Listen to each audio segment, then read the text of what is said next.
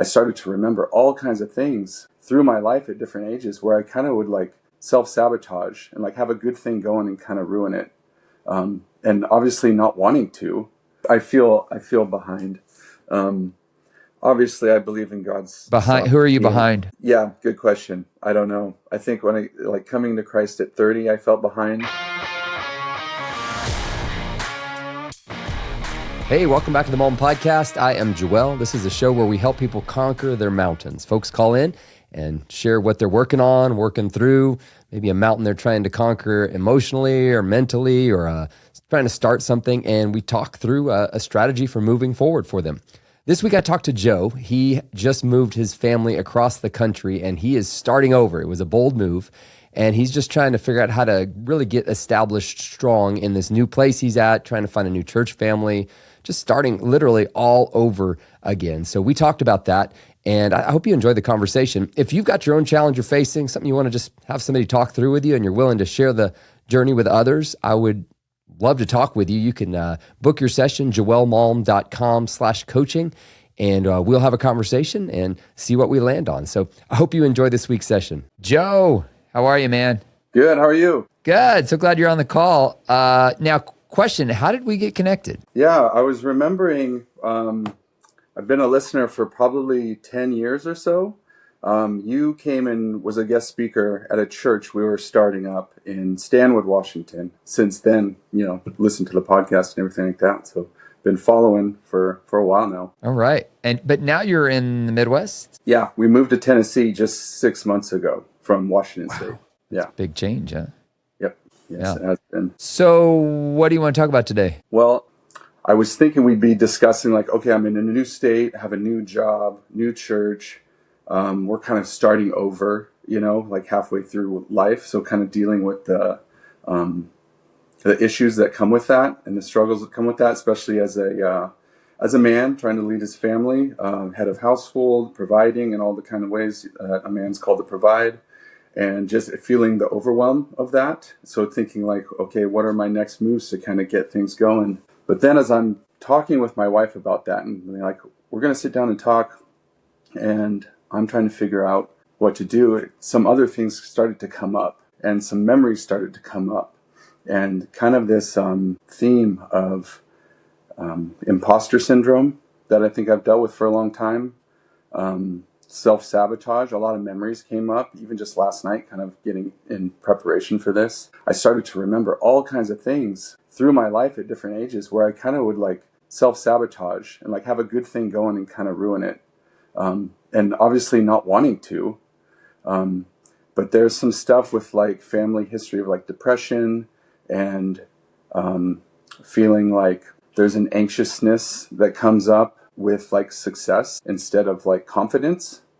And so, and all of that with also being a Christian and wanting my identity to be in Christ, feeling like the guilt feelings that come along with like I should be experiencing joy and I'm an heir of Jesus Christ, like all of these things, like I should be victorious and moving through life like that, but I feel stuck like I'm bumping up against a ceiling. How old are you? 45. Okay. And how long have you been following Christ? Probably like 15 years. Got it. All right. Those are important questions because there's some things that have to shift in your faith. If you're growing, there's this second half of faith we kind of have to shift into. So, all right, let's talk first about the move. Was it what, like, you said self-sabotage, but you made a pretty bold move that a lot of people would never make. What were you hoping would come from the move? I think essentially what has happened, like I walked in, I'm in the construction industry, so I walked into a scaffold shop. I did scaffolding, and I was working in Alaska, actually going back and forth, 3 weeks up there and 3 weeks home. Which was, of course, hard and I was doing that this summer when we moved. So as soon as we got here, I walked in with my resume to a scaffold shop, and the regional manager happened to be there that day, and we hit it off. He offered me a job. Missing in Washington have all been falling into place, and I can looking back from the last 6 months, I can start to see all that. At the time, has been very stressful getting here and trying to make everything, work. So Joe, you're a successful guy. Yeah, thank you. Is that accurate? Yeah, one of my notes that my wife pointed out was that things like that, what you just said, I have a hard time internalizing those things, where I will absolutely focus on the negatives, and then all the good things and all the praise and all the compliments and all the jobs, well done, they don't stick, or I have a hard time holding on to those. And that's kind of like a core issue we've identified. Who could tell you you're successful and you'd believe them? I don't know. I think I might believe them. Like, you say that and I go, yeah, you're right. I guess looking at that, like, things are going well. Despite them being, it's still like, financially tight at the moment. Just kind of getting here and getting started again. But at the same time, it's like, yeah, looking at everything else, like, things are going just fine, or according to plan, and things will only get better. Obviously my wife will complain, like, she's like, I will tell you stuff and it won't register. And she's like, or you'll hear it on a podcast and then all of a sudden, like, you believe it, That's what my wife says too. She's like, when Jordan Peterson says it, you believe it, but you won't listen when I say it. Yeah. So there's that. But then I find that it doesn't stick for very long. And I can fall back into despair or focus on maybe there's a couple, maybe like, 8 things are going right. And then but 2 aren't, and it's like, I will absolutely focus on those 2 and forget all like the good things that are going on. What would need to happen for you to feel like you're successful? I think right now it's like financial security. Okay. That's been kind of a stressor over the years, especially like kind of with my wife's health. She has not felt like she is like she can turn off, because we have the classic, husband-wife relationship where I used to be very passive and she was very much in control and taking the reins. And so she has a hard time turning that off, even though now I am much better leader and taking the reins and trying to lead our family. She has had a hard time turning that off. Was your previous passivity a function of previous disappointments, or more of a personality kind of thing where you're just naturally a little more chill? A personality thing, and I think it's also what we saw growing up. My mom was more in charge of things, and my dad wasn't. He didn't try to go and didn't seem to want to like make himself better or try new things. Like, for example, if he got offered he was in construction too, but if he got offered like a foreman role, he'd turn it down. He goes, no, I just want to work. I just want to go to work and come home. Not ambitious. And so a number of years ago, when I feel like I had surpassed my father and like what I'd seen him do, been in this territory of like, I don't know how to do this. This is uncharted territory for me and from what I've seen. So it's been a lot of like God fathering me through a lot of things, what I've missed. And I've had mentors that stepped in to kind of go through stuff like that and help with that. Is your dad proud of you? Yeah, absolutely. Yeah. It's a good feeling. So it sounds like you're doing the right things. You just maybe aren't seeing total full results of what you're looking for yet, but you're just getting started. Right. You just started a new job, but it sounds like you're going to do well there. I mean, you connected immediately with this person. But no, everything's going great. The new role is I'm in construction, but now I'm in a sales position, which is new to me. And does that fit for you? What's that? Does that work well for you? It is, but it is drawing out of me new things that are in line with what we're talking about. And that's kind of goes along with it. Like, it's the next phase of my growth and development is trying to get out of like the comfort zone and the introvertedness that I grew up with, and trying to getting used to talking with people. And when I do it, like my wife will say this, like, when you do this, it's great. You do great, and I have good experiences so far with talking to people and going up cold and trying to do that, but I have such an anxiety beforehand doing it. So it's that. Even this call, it's like I get anxiety, but then when I'm doing it, it's like I feel like it's going really great and I enjoy talking with people, but I have that anxiety before things happen, if that makes Yeah. sense. I think healthy people have a little bit of that. Yeah. It's a little self-awareness.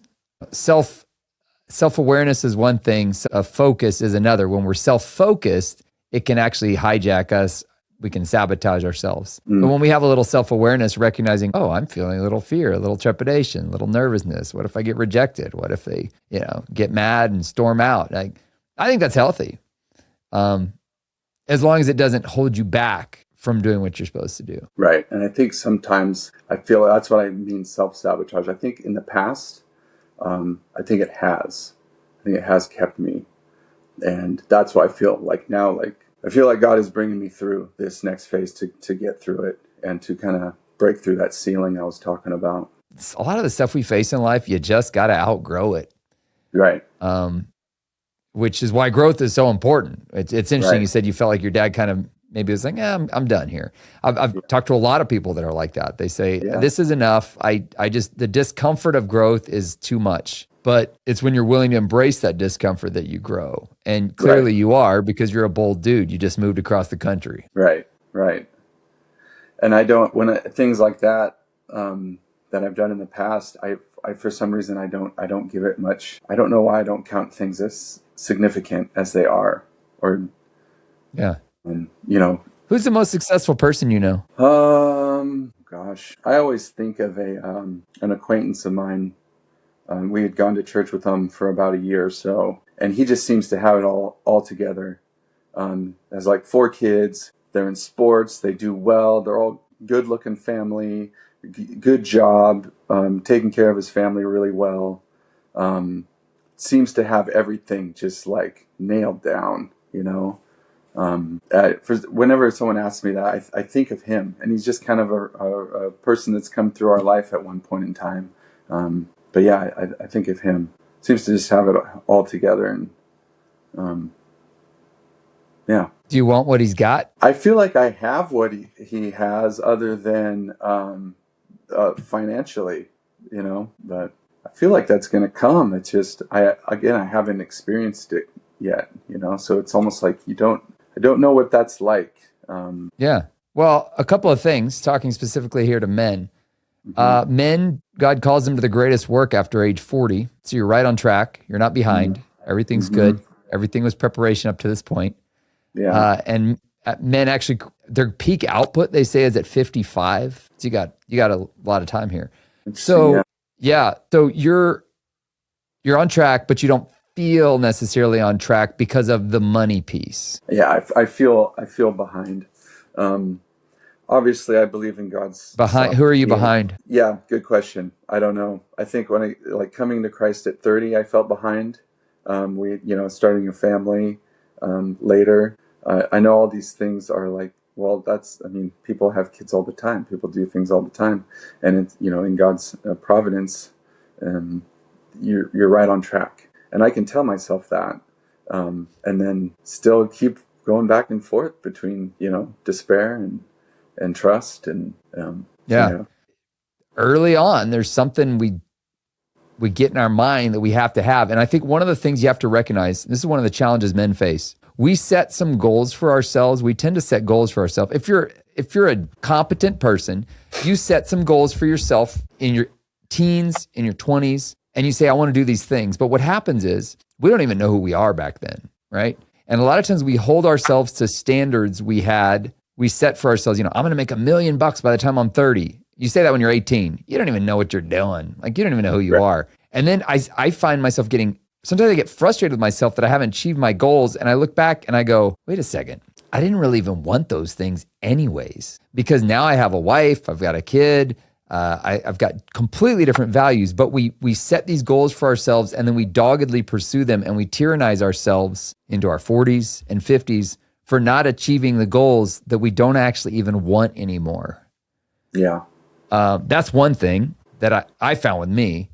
And sometimes it's something we saw, somebody we saw, this guy you saw early on. You're like, oh, he's got 4 kids. They're all in sports. They're all this and that. And maybe you saw that early on and you're like, that's what I need, right? And so we set these things that we need to have. And I don't know, does any of that resonate with you?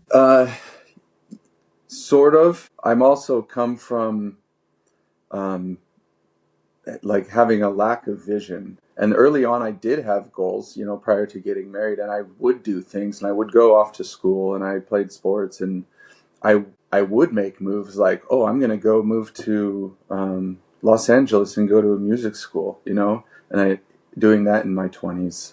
And those are the kinds of things I would say, like, well, I've made some kind of like big moves and tried to do some things, and then I don't really treat it as if it's anything. I don't treat it as if it's significant or anything. But courage is not nothing. Yeah, and I don't know what the deal is where I don't recognize it, or I don't see it in myself. I can see it in other people. Yeah, that's why we figure out who we are in community. We are too close to ourselves to know what we are. Yeah. Who would other people say you are? I mean, we just had a kind of like a pre-membership meeting with the pastors at our church we've been going to yesterday. So, you know, talking with them and laying out this stuff. And of course, we're talking about the things that are most important in my life, which is, you know, family and leading my family and doing that in a biblical way. And so I would say, like, well, you're a man of God. You're leading your family. You're working hard for them to provide, not only financially, but your time and your teaching and your presence. And so I do feel like in the important areas, I am doing well. And again, as a follower of Christ, I'm trying to be obedient, you know, and learning more of what the Word says about how I should behave and act. And it's like, those are the things I want to do, you know? Yeah. Again, it's like you said, like keep looking back at Egypt and going, oh, but we used to have this, you know? It's like, oh, back in Washington, we had this nice big house, you know? Here, like, we're just renting and trying to get back on our feet again. But, you know, we keep we do that thing where you look back and kind of forget how far you've come. It's called, in psychology, we call it rosy retrospection. It's your mind's amazing ability to look back at the worst of situations and only look at the good. That's so true. Yeah, absolutely. Yeah. So you said lack of vision. Yeah. Where do you want to go? All right. Purely my observation from the outside, based on what you've told me, I'm a pretty perceptive guy. I think you're right on track. You have started over again. Yeah. One of my favorite quotes is from a guy named Gene Edwards in a book called The Tale of Three Kings. And he says this, he says, beginning empty-handed and alone frightens the greatest of men, but it also shows how confident they are that God is with them. When you're willing to leave everything you've known and start from scratch and go, here we go, that's bold, right? Yeah. And that's faith, that's courage. You've showed all those things. Right. So right now, I'm looking at it, I'm going, this dude's totally on track. There's some mental things you need to overcome. I think you need to get real comfortable with who you are and who you aren't and be okay with that. And, but recognize, man, it sounds like your priorities are on track. Your values are on track. I mean, we could bring your wife in and she'd probably say, I'd like him to fix this or that. We all got stuff we need to work on, right? Yeah. But it sounds like you're right on track, living by really godly values, the things that God values, you value. You're making the right sacrifices for what God values. And I think that the next step is just a long obedience in the right direction, in the same direction as Eugene Peterson says. You go, all right, this is where we're going to be planted. We're going to tie in with the church. I'm going to work faithfully at my job, trusting that God's going to bring more income. We're going to rebuild. We're going to get a house. But you really kind of got a cool opportunity here to recreate. You're starting from a blank slate, sort of. Yeah. You're not really starting from a blank slate because you've got 45 years of experience behind you. Right. But it sounds to me like, dude, you're right on track. I don't hear anything, like off. Obviously, I don't hear a desire for money for other than I just want to be able to give, have more to give my family. But I don't, feel like it's a driving factor in your life. Right. It's more to like, I want to put my wife at ease. And it is like, now it's like, okay, God we stripped this thing down to the studs, and down to the foundation, and we're going to rebuild it properly. It's kind of like we said, like, okay, now we get to build on the rock, and do things properly, maybe where we were screwing up before. So it is a chance to start over and build things the right way. And we do have moments where we realize that, and we're like, this is great. Kids are good. Things are going good. We just slip sometimes, and I guess I think that's the power of gratitude. Yeah. That's the power of gratitude. Emily and I have that all the time too. Yeah. There's all these things we would like to be a little bit better, but we're like, when we look around, we're like, man, we're healthy. Our daughter's healthy. We've got a place to live. We're not going in the red every month financially. Thank God. Right. We've got what we need to live. And the Lord is blessing. Sometimes we have to shift our mindset to go, oh yeah, gratitude, right? So as you're setting goals for the future, we tend to overestimate what we can pull off in a year and underestimate what we can do in 3. So make sure you give some realistic timelines for your goals. A lot of times you're like, a year from now, we're going to have 6 months of savings in the bank. Be nice. If you get some boost income, maybe you will, but shoot for it being 18 months, 2 years. That's a realistic goal, right? Right. So set some realistic goals and then rejoice when you hit them. Yeah. Yeah. Cool. Well, hope it's been helpful. I'm not sure if I gave you any solutions, but no, like I said, it's been encouraging to hear your take and to bounce these ideas off you. So thank you. Yeah, you bet.